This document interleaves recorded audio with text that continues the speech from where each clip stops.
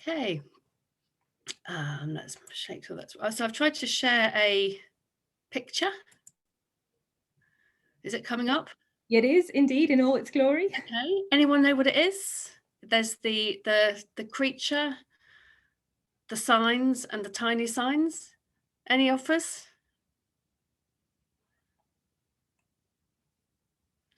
Okay. Put it in the chat. Well, okay, so I'm going to take you up to the top. This is the paper I'm most proud of. It's Scabies Outbreaks in 10 Care Homes for Elderly People. It is a unique prospective study of a group of people it's extremely difficult to get to, and the majority have some degree of cognitive impairment, and it's an emergency, and everybody's very, very, very upset. And what we did in this is that we showed why people miss scabies in older people. And this is a really lovely picture put together. And Stephen is absolutely right. Simon's absolutely right. Statisticians are the salt of the earth. Don't start anything without consulting a statistician. But I think he will just admire this rather beautiful visualization of why it is that scabies gets missed in older people. Because if you go to a nursing home as a nurse or a doctor, whatever, because they're thinking it might be scabies, what are the bits that you naturally look at? You look at the hands, you look at the face, you look at the legs, but actually a lot of it's going to be in hidden parts of the body. So what we've done is we've changed people's idea of scabies and tried to explain why it gets missed with a view to really making things better. So you might want to look up that paper. And but the question I was asked to talk about is, how did you end up being a researcher? So what I'm going to talk about is how I, as a sexual health doctor, ended up being someone who's now got a major specialization in infections in care homes, and what were the kind of things that anybody might learn from. So I did a medical training. I come from the region. I went to school on the Isle of Sheppey, and I went to university to study medicine, which was a great shock because I didn't realize just how much anatomy there was to learn, and I really hated that. But eventually, I kind of ended up on the more sort of left field area of medicine and found that I loved doing sexual health because it's a kind of, as in the words of West Side Story, it's a social disease. You have to be somewhere at a certain place doing something in particular, voluntarily or not, to get infections. And it's just a great area and great colleagues. So after a sort of period of not knowing what to do in medicine, I decided to train in sexual health. But I think the kind of people who really want to be in research are people who want to be answering bigger questions, and sort of, one way I'd put it is that you can send a kind of nuclear missile to the Department of Health or the guidelines writers every 5 years, and in between everybody thinks you're a complete waste of time. But there is something for me about wanting to kind of answer broader questions and to kind of leave that sort of particular legacy and wanting to reach a wider audience in a different way. Which isn't to say I don't really love clinical work, but for me, that was a big motive. And so I saw an advert one day for a traineeship funded by Wellcome Trust in health services research. And I didn't really know anything much about medical research, but I thought, I want to do this. And I was taken to somebody who's a sort of bigwig in my unit. So lesson one, try and get a job in a unit where there's some academics near enough that people might be able to find someone to help you. And to my amazement and my mentor's amazement, I did get this, and it allowed me to spend 3 years training as a researcher. I was working at UCL, some sexual health work, but basically doing a master's in epidemiology, which was brilliant. And I've only got O-level maths. You just have to be able to do arithmetic to become an epidemiologist. And if you get senior enough, you have someone else to do even that for you. But you just need to, but what I really got out of that is I did all the courses that I was really bad at. So I did medical statistics, I did advanced statistical modeling, I did statistical modeling, and I was terrible at them, and I got really bad grades and passed them.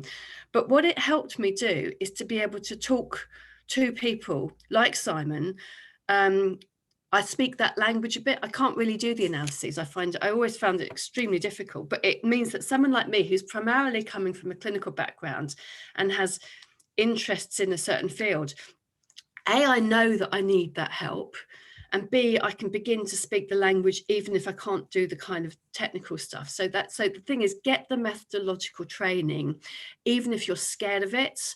And I certainly don't, I don't have a good background in maths, but I'm not scared of it. I'm happy to have the conversation. So I ended up, because I wanted to work, I mean, sexual health is great, but one of the things I realized doing my master's is that if you train for a bit longer, you can work outside your discipline. So Simon can work on anything he likes, Claire can work on anything she likes, because they come from statistics and psychology respectively. And as a medic, I didn't want to just work on sexual health. I've done a lot of work on contact tracing, which funnily enough is also quite topical at the moment. But I wanted to be able to work beyond sexual health. So I extended my training by 2 or 3 years to do public health training, and that has been really good. So I think if you're kind of doing cardiovascular or whatever, then that's fine. But you need to think, and I urge you to think, am I a generalist or am I very focused? And you can look at, what you were like as a kid, as a teenager. And so, and I'm generalist, I'm probably a bit ADHD. It's not so much I get bored, but I kind of get pulled in by new things. And I have to know that. So know those aspects of your temperament. So what I learned doing my fellowship is that research is all about disaster management, and things go wrong, then other things go wrong. And so the project I was meant to be designing and doing, it fell apart, completely fell apart. And first of all, it fell apart because they changed the rules for what you could post around, what samples you could post. And then it fell apart because we just couldn't recruit, and like all the data we got, there weren't as many patients as we thought, all the kind of classic disasters. And then but actually what allowed me to retrieve what I was doing is that I was up in, so I lived down on the south coast, and I would be going up to all these kind of places to recruit GP practices. And I was up in Brent, northwest London, for a late evening meeting to recruit GPs for my failing study. And on the way, and I got driven back to Queen's Park Station, and the lovely consultant there, she said, well, we're changing our appointment system because we've got, from all walk-ins to some appointments, because it's just completely unmanageable. And there's such pressure on the services at the moment that we just can't manage this. And this was at a time when the Department of Health was very, very exercised about access to sexual health services. They wanted to have a target. Nobody knew if it could work, all this kind of thing. So I said, oh, well, can we study this?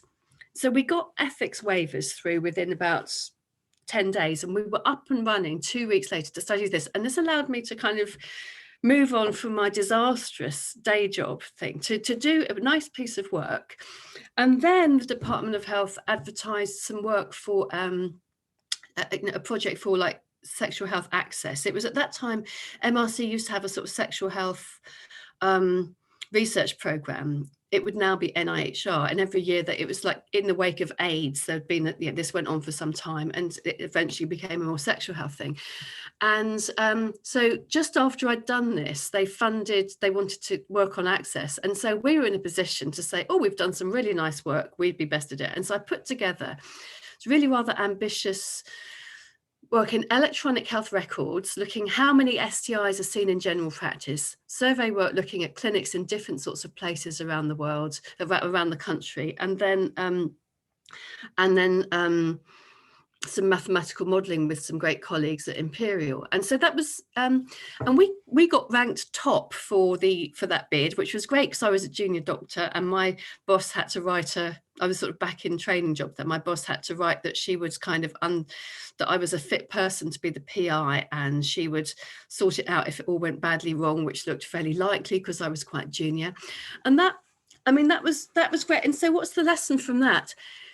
Be ready for and use serendipity, because a lot will go wrong. one of the things about doing research, whether it's as part of your job or your main job, is a lot will go wrong. The other thing that got me onto is another thing that's become a major part of my career. And I put a link to my profile that is electronic health records. Now, in those days, primary care records were just, really difficult to work with. And, my statistician colleague, she sort of sent some, she set up a program to do a kind of routine and analyze something at the weekend. And when she came back on Monday, it was still running. That sort of thing doesn't happen so much nowadays, but it was, working with big data sets. And that was really interesting because that got me into kind of real life data in a way that I hadn't learned on my master's.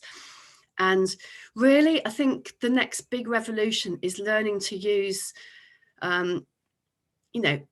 dirty, messy, real life data sets properly. And I've been involved in some really interesting work where we look at signals for dementia in primary care records, which might not actually be to do with clinical presentations, things like becoming a bit more muddly in whether you turn up, prescription fulfillment. So there's so much we can use to in particularly primary care records to understand the health services and the quality of them. So, again, sort of think, what are the next technologies? What does data mean for you? I can't really do the analyses, but I can help do the code lists and so on and help with that. And we've done some really nice work, particularly my colleague Elizabeth Ford, who I don't think is on this call, but she's at University of Sussex, and she might be a good person to do another of these things, Claire, because she's gone from psychology to big data to kind of ethics around big data. So again, use what comes along. But my scabies work, which is the thing I'm particularly proud of, and I'll just tell you the little story about that. And if you want, you can look me up, and you can easily find the scabies opera on the website. But many years ago, about 1995-ish, I was working as an accident and emergency junior doctor in Eastbourne, and an elderly man was brought in, and he'd cut his wrists. And it turned out that he cut his wrist because he was itching so much, and they got him to the ward, and they realised he had scabies, and everyone went, ah. And it was just really shocking. He'd been having cream after cream for months and months and months. And so I just happened to be in the A&E department that day, and I just thought, what a terrible thing to happen. But it never occurred to me that it was a wider problem. Then when in 2002 or so, I was working in 2006, I was doing my public health training, which I finished off doing down in Lewes in East Sussex. I was working with my colleague, Angela Iverson, who some of you may have known. She was we were sort of health protection professionals then. And she said, scabies, there's no research on it. It's a terrible scourge. We go to these nursing homes, nobody knows whether it is or it isn't scabies, and it's been going on for ages. And if you look up the literature, there's lots of little case reports of an outbreak, but it's really difficult to get a grip on it. And she said, if that's one thing I really would like to see research that nobody's investing in, then that's really valuable. So I kind of got a few other people interested in it, and we got this kind of £10,000 grant from British Skin Foundation, which was actually more trouble than it was worth, because you can't do anything for that, no salaries or anything. But we spent several years sorting out ethics approvals, bit of literature review, bit of getting a trainee to phone up places that were experiencing scabies outbreaks, find out what was going on. We then got a trainee in public health to go out and interview them. We put, just to show the magnitude of the problem. And then in the dying days of the Health Protection Agency, and again, the Q4 fairy is one to look out for, the end of the financial year, people want to spend their budgets, and they have to get money out or their budget will be smaller next time. And the Health Protection Agency was being closed down, and they had a research budget to use up quickly. So they put out this rapid turnaround call, and we were able to say, well, you wouldn't believe this, but we've done some preliminary work. We've got the ethics approvals. We've got this. And they gave us 180,000 quid, which allowed us to do this, to get a mixture of GP dermatologists with a certification and dermatologists to go in to these homes and document this. And, And actually, you know, for a lot of my colleagues thought, you know, why is she working on infectious in care homes? Why? And my other research life is sexual health, which I'm not talking about today, contact tracing. Now I find myself on the social care working group that advises SAGE, because I've been working on care homes and infections and so on. But actually that kind of choose the neglected thing, and the way my colleague who's not on the call, Joe Middleton, puts it, look at what everyone else is doing and run a mile. I mean, you know, so what I've done is quite a lot of things that I've personally driven that have not been necessarily particularly fashionable. I think it's good to have a mixture of data projects and active real life stuff, because the active real life stuff will go off and it will often go so badly wrong. At least you've got something you can deliver on.